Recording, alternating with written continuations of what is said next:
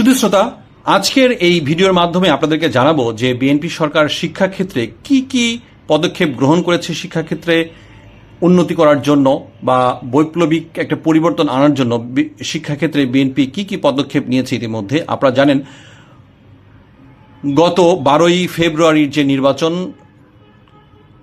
ত্রয়োদশ জাতীয় সংসদ নির্বাচনের মাধ্যমে বিএনপি 2/3 বেশি আসন পেয়ে নির্বাচিত হয়ে 17ই ফেব্রুয়ারি 2026 তার সরকার গঠন করে এবং সরকার গঠনের পর থেকেই বিএনপি সরকার একের পর এক চমক দেখাচ্ছে। তাদের যে নির্বাচনী ওয়াদা ছিল দেশের জনগণের কাছে, দেশের মালিকের কাছে, সেই নির্বাচনী ওয়াদা বিএনপি ধাপে ধাপে পূরণ করছে। এমনকি হাতের কালি শুকাবার আগেই সেগুলো ধাপে ধাপে বিএনপি পূরণ করে যাচ্ছে। আজকে আমরা জানাবো যে শিক্ষাক্ষেত্রে বিএনপি সরকার কি কি পদক্ষেপ নিচ্ছে। আপনারা জানেন যে বিগত ফ্যাসিস্ট সরকার স্কুলে আলু ভর্তা কিভাবে করে সেগুলোর উপর শিক্ষা দিত, তারপরে সাইকেল চালানোর উপর শিক্ষা দিত। এগুলো করে মূলত সুদূর প্রসারী একটা তাদের আলু ভর্তা কিভাবে মধ্যে প্ল্যান ছিল যে কিভাবে বাংলাদেশের শিক্ষা ব্যবস্থাকে একেবারে ধ্বংস করে দেওয়া যায়, পার্শ্ববর্তী দেশের উপর তাদের যেন নির্ভরশীলতা বেড়ে যায়, সেই জন্য ফ্যাসিস্ট সরকার এই সমস্ত পদক্ষেপ নিয়েছিল। তো আজকে আমরা চলুন দেখি যে বিএনপি সরকার ক্ষমতায় আসার পর শিক্ষাক্ষেত্রে যে ব্যাপক মধ্যে পদক্ষেপ নিয়েছে। তার মধ্যে আছে প্রথমেই 9,000 শিক্ষককে দেওয়া হবে ট্যাব, অর্থাৎ আধুনিক শিক্ষায় শিক্ষিত হওয়ার জন্য এবং শিক্ষা কার্যকে পরিচালনা করার জন্য, এমনকি শিক্ষকদেরকে আপডেট করার জন্য 9,000 শিক্ষককে প্রাথমিকভাবে ট্যাব দেওয়া হচ্ছে। এছাড়া 3,832টি মাল্টিমিডিয়া স্কুল বা ক্লাসরুম করা হবে, অর্থাৎ 3,832টি মাল্টিমিডিয়া ক্লাসরুম করা হবে।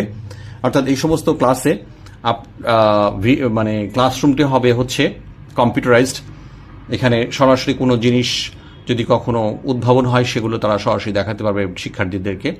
এছাড়া 172,832টি মাল্টিমিডিয়া শিক্ষার্থীদেরকে জাপানিজ এবং ইটালিয়ান ভাষার উপর প্রশিক্ষণ করা হবে।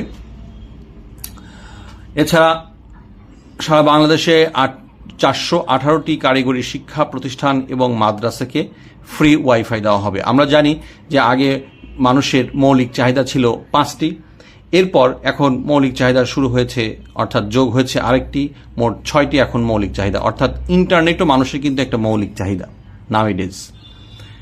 এই বিষয়টিকে সামনে রেখে বা মাথায় রেখে বিএনপি সরকার 418টি মাদ্রাসা এবং কারিগরি শিক্ষা প্রতিষ্ঠানে ফ্রি ওয়াইফাই প্রদানের ঘোষণা দিয়েছে। এছাড়া 2 লাখ শিশুর মাঝে স্কুল ড্রেস বিতরণ করবে।